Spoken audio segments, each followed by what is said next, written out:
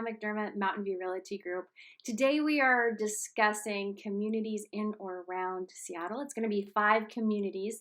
Now, if you're here looking for the fun quirkiness of all of the little neighborhoods within Seattle, that would be like your Ballard, your Queen Anne, Fremont, maybe Belltown. We are going to cover Belltown today, but for those, you can read that on my blog. But today we're actually going to be talking about where different communities are located. We're going to be talking about the commute time to Seattle. We're going to be talking about the pros and cons of living in these 5 communities. And it's going to be firsthand experience. So these are places that I have personally lived, and I want to talk to you about what I enjoyed and maybe what wasn't so great about it. And also the important stuff. Like I mentioned, we are going to talk about the commute times and what traffic looks like, and if you have to get into Seattle, what that looks like. So let's start from the beginning. You probably know, or if not, I relocated here to the Seattle area from Melbourne, Florida. And we did this in December of 2016. Although you guys may know that I am from here, the relocation, this is the first time living in Seattle as an adult. So coming from real estate in Florida, I came right over into real estate into Washington, and thinking that it was going to be similar, I was mistaken. We talked about a little bit in the video previously about the cost of living. That was, of course, a little bit of a shock. But now finding a place to live. What neighborhood or community should we go to? What was important to us? So we started our search, and I mentioned that, you know, we had what is a very modest budget for the Seattle area, and we came without seeing. We weren't going to be able to spend a lot of time researching areas, so we were heavily relying on a realtor friend at that point to help us. So off we go searching, and where we ended up landing was Kirkland. Now, Kirkland, this is first on our list, Kirkland. Kirkland is what I would consider a suburb of Bellevue. Okay. It does not take very long. I believe it took me like 20-25 minutes on typical days, typical traffic to get from, well, it took me 20 minutes to get from Kirkland to Bellevue. So if you are going to be working in Bellevue, it's 20 minutes. It's another 20 minutes from Bellevue to Seattle. So depending on where you're at. This is a highly desirable area. So many people want to move to the Kirkland, Bellevue area. The cost of houses you'll see are higher. Same with that Issaquah area. So known for school districts, pretty easy commute. You are in a suburb.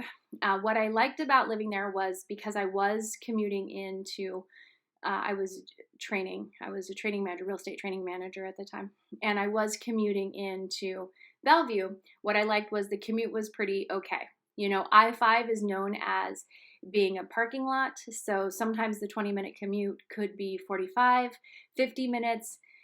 Since COVID has actually relieved a lot of that traffic pain. Many people are still able to work from home. So I really enjoyed that Kirkland was close to Bellevue. I also enjoyed that it still had really great public transit. In fact, my husband was commuting. He did work in Seattle, and he was commuting, and he would take a bus into Seattle, and it was great. And the bus ride was 40 minutes. So that's what I really liked about Kirkland. Second on our list is Silverdale.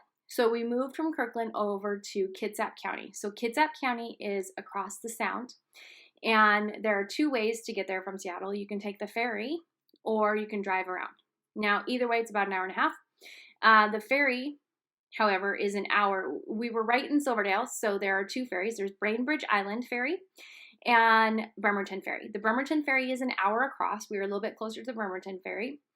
We would have to drive almost a half an hour to get to the Bainbridge Ferry. So depending if you prefer driving or riding on the ferry, that was a choice to make. Now, my husband really, because he still was commuting, he had to go back and forth. My husband really enjoyed the ability to work on the ferry. It becomes very social after work. you are commuting with the same people a lot of times back and forth, but there is that hour and a half. So that is something to take into consideration. The cost of housing, although very much has risen, it is typically a little bit more affordable than right in, depending on where you're at. Port Orchard, Bremerton, we were in Silverdale. Silverdale is also known for a good school district, and I will include that information, the school district, where to find out about school districts in the area. I will include that below as well. So that was really nice. You can't really call it a suburb, but it was relatively easy to get to downtown Seattle if that's somewhere that you need to go. It was a little slower pace, and I enjoyed living in Kitsap County a lot. So number 2 was Silverdale. Number 3 on our list is Belltown, right in the heart of Seattle. So we were right off of Elliott, which is like a street up from Alaskan Way. So we could see when the leaves fell in the winter, we could see the water. Okay. We were right there. We could hear the cruise ships. Belltown is full of high rises. Pike Place Market is right there. That's where I would get my groceries, my produce, my fresh produce. So everything was very convenient in Belltown. We didn't really use our car much. So there was a lot of public transit. We were using all public transit. You're not going to find single family resident homes there. You're going to be in apartments or condos. You can get everywhere pretty quickly and you don't really have to drive. So that was the huge pro for me. I really enjoyed it. So that was it. The downside to it was parking. You have a car, and parking is very difficult. You will probably have to pay at your condo for a place to park. You'll have to pay for your parking place, your space, and that can get kind of expensive. Also, as you probably have heard by searching the internet, there is a homeless population down there. And you're right downtown, so you're dealing with some of those urban issues as well, which is probably the biggest downfall for me. But in all, I loved being in the hustle and bustle. I absolutely loved. We could walk to the ferry. We could walk to Pike Place Market, like I said. The Ferris wheel. We could easily get to the Space Needle. I mean, everything was right there. So it was really, really a good experience for me. Next, we have Hoodsport, Washington. Now, this is also an hour and a half commute. It's going to be probably closer to almost 2 hours. So if you can remotely work, Hoodsport is where I'm from. I'm from Lake Cushman. And when I say that, I mean I was born in Tacoma and we moved out there. So Hoodsport is right on the Hood Canal, the gateway to the Olympics.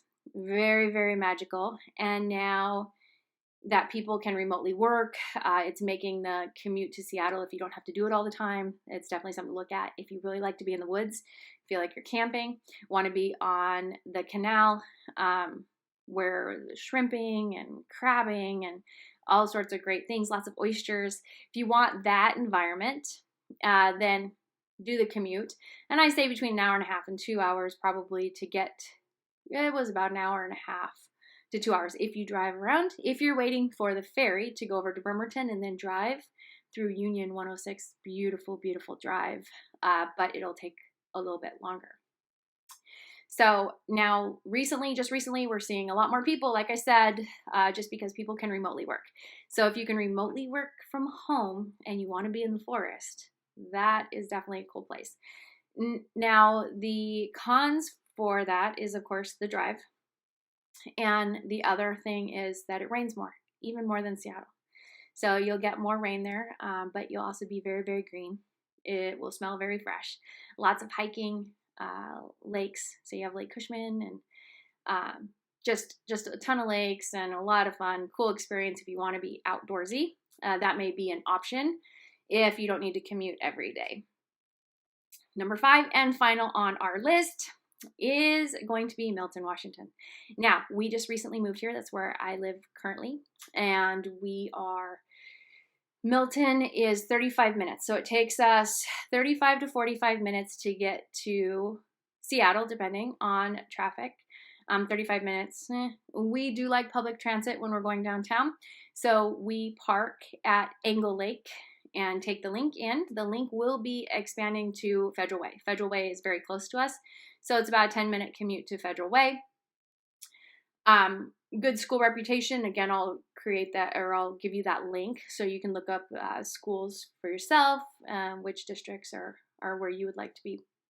But this is pretty cool because we are about 20 minutes to Tacoma, 15, 20 minutes depending. We can jump on a bus from our house and get to downtown Tacoma. Like I said, we like public transit. So if we're just going to play or hang out, we can do that. And then on the link, if we drive to Angle Lake, there's free parking there.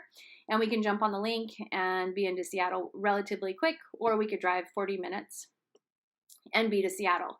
So now, during commute times, that's going to be different. We do not currently have to commute during commute times. So that could be anywhere from, 45 minutes to 2 hours, depending on the day. The good news is there's more than one way to get to Seattle, and depending on where you need to be, there are options. And also, if you have flexibility to not have to drive right when everybody else is having to drive, that would be helpful. So this is what Milton is, a suburb, I would consider it. We have everything pretty close to us. We're very close to Federal Way, Fife. We're really close to I-5, so we can get each direction that we need to. And the reason why we actually ended up settling here this time was because it was right in between my two real estate offices. So one in Seattle and one in Hoodsport. It put me right in between, which was nice until we relocated the Seattle office to Edgewood. So, all 5 recommendations, all 5 places I've lived, all 5 I really, really like. The downfall, I guess I didn't go over the downfall in Milton. I've been here a little over a year. And I would say the public transit isn't as good as I personally would like. We're pretty suburbia out here. So everybody's driving around, and I prefer things a little bit more walkable. So it's really not walkable. But besides that, what a great community. Everybody that I've met has been super friendly. As with most of Seattle, all the places I've lived have been super friendly. So that's my take on our 5 communities that we're touching today. And again, below, if you're looking for those quirky communities in Seattle, I will link it. And also the site for the school districts, or the school district, so that you can see and decide if that's something that is a priority to you. You can decide where you'd like to be. And as always, if you need any help in your search or your relocation, please don't hesitate to reach out. I'll talk to you soon.